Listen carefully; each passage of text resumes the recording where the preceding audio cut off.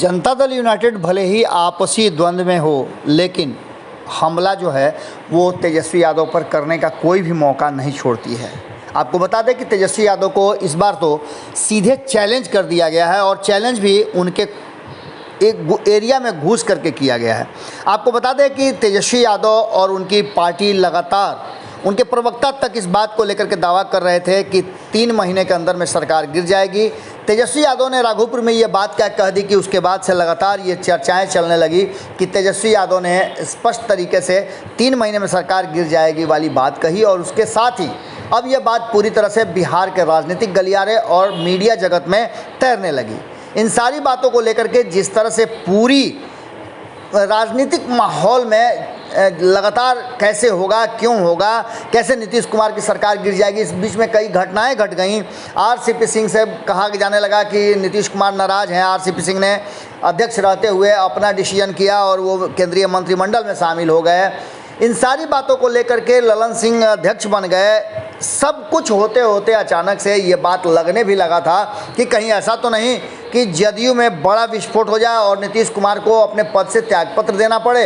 क्या Bharatiya Janata party active है? हालांकि ये बात इनकार नहीं किया जा सकता कि नीतीश कुमार थोड़ा सा मुश्किल में ज़रूर हैं। भारतीय जनता पार्टी से उनका पट नहीं रहा है। पार्टी के अंदर भी सामंजस्य बिठाने का वो लगातार प्रयास कर रहे हैं। लेकिन इस बीच में कहीं ना कहीं तेजस्वी यादव के यहाँ भी कम मुश्किलें नहीं हैं।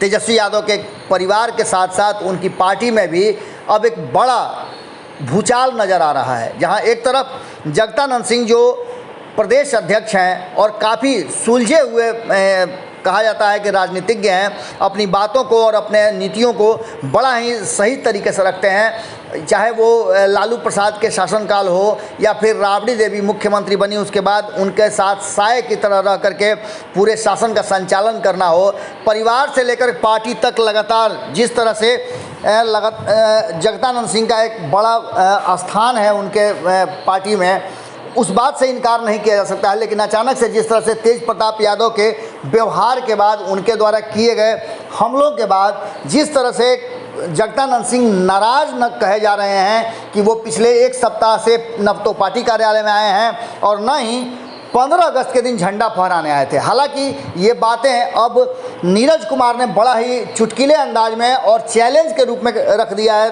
तेजस्वी यादव के सामने कि गांधी मैदान में झंडा फहराने जा रहे थे और मजबूरी में उन्हें पार्टी कार्यालय में झंडा फहराना पड़ा, वो भी अपने पिता के बहुत करीबी रहे बुजुर्ग नेता जगदानंद सिंह को जबरिया पार्टी से बाहर का रास्ता दिखाने का खेल रच करके। तेज प्रताप यादव लगातार इस तरह की बातें कर रहे हैं। क्या ये तेजस्वी यादव और लालू प्रसाद को नज़र नहीं आ रहा है? परिवार मोह में जिस तरह से इतने बड़े नेता का अपमान किया जा रहा है वो साफ बताता है कि तेजस्वी यादव के पार्टी में सब कुछ ठीक ठाक नहीं चल रहा है। दूसरे को तोड़ने के चक्कर में अब ये पक्का लग रहा है कि कहीं ना कहीं आरजेडी में एक बड़ा विस्फोट होने जा रहा है। जहाँ एक तरफ आपको पता है कि जनता दल यूनाइटेड ने सवर्ण के हाथ में पार्टी का कमान दिया है, वहीं अब नीरज कुमार और कई सवर्ण नेता जो हैं वो एक्टिव हो गए हैं। आपको बता दें कि ये हमला सीधी तौर पे तेजस्वी यादव को है और नीरज कुमार ने इस पूरे माहौल में अपने सोशल अकाउंट से जो ट्वीट किया है। हालांकि नीरज कुमार पटना में नहीं है, दिल्ली में वो अपना रूटीन चेकअप कराने के लिए गए हुए थे।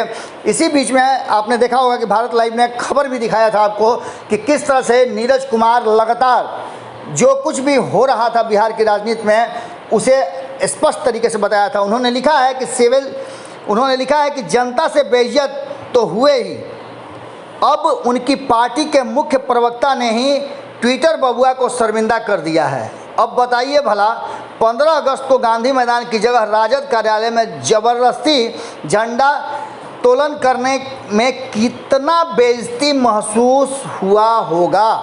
यानी कि आप समझ रहे हैं कि ये सीधा हमला है। इतना ही नहीं, उन्होंने और भी कई बातें रखी है और कहा है कि जिन बातों को लेकर के तेजस्वी यादव सरकार पर हमला कर रहे हैं, पहले अपने गिरेबान में झांक करके देखें, अपनी पार्टी संभालें, क्योंकि जदयू में सब कुछ ठीक ठाक है और नीतीश कुमार के नेतृत्व में ये सरकार 5 साल तो चलेगी, इसमें कोई दो राय नहीं है। इसके साथ ही अगर ज़रूरत महसूस हुई और जैसा कि लग रहा है कि आरजेडी अपने आप को टूटने से नहीं बचा सकती है, क्योंकि आरजेडी में भयंकर विस्फोट है। 2019 आपको याद होगा, 2020 भी आपको याद होगा। अब ऐसी स्थिति में क्या होगा ये तो देखने वाली बात होगी, लेकिन कहीं ना कहीं आरजेडी एक बार फिर से बैकफुट पर है और जदयू एग्रेसिव हो गई है जगदानंद सिंह प्रकरण के बाद से। जुड़े रहिएगा भारत लाइव के साथ।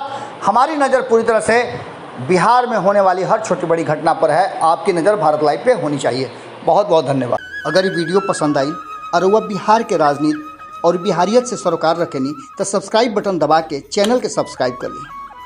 ओजे एगो घंटी बा, ओकरा बटन दबा देला से कुल सटीक और मारक खबर रुआ मुफ्त में मिल जाई। अगर रुआ पत्रकारिता के हमनी के नया प्रयोग में सहयोग कर चाहतानी तो ज्वाइन बटन दबा दी। पेटीएम नंबर नोट कर ली 9386816700। धन्यवाद।